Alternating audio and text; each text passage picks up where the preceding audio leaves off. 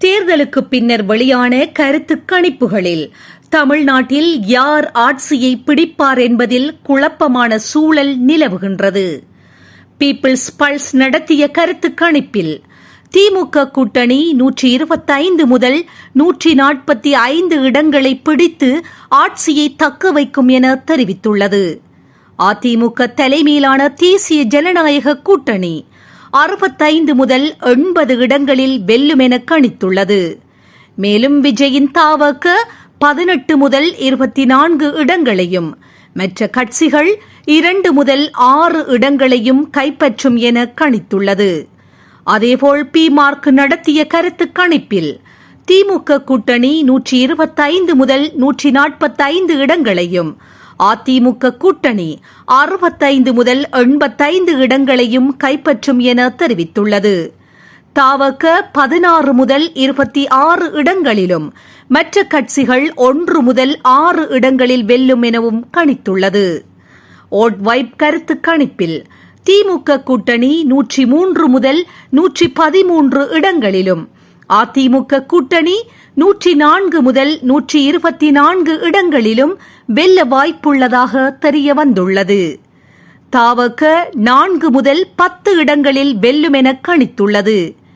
JVC வெளியிட்டுள்ள கருத்து கணிப்பில் திமுக கூட்டணி 75 முதல் 95 இடங்களையும் அதிமுக கூட்டணி 128 முதல் 147 இடங்களையும் கைப்பற்றும் என தெரியவந்துள்ளது.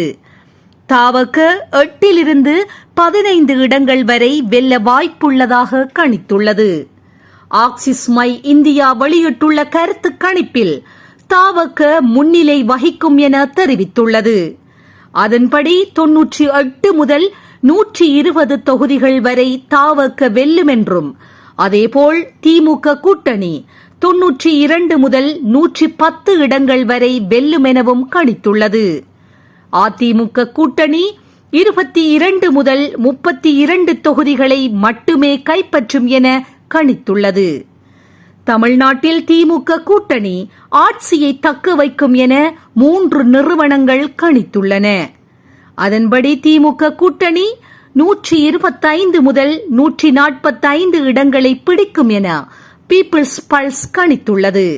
இதேபோல் பி-மார்க் நடத்திய கருத்து கணிப்பில் திமுக கூட்டணி 125 முதல் 145 இடங்களை கைப்பற்றும் என தெரிவித்துள்ளது.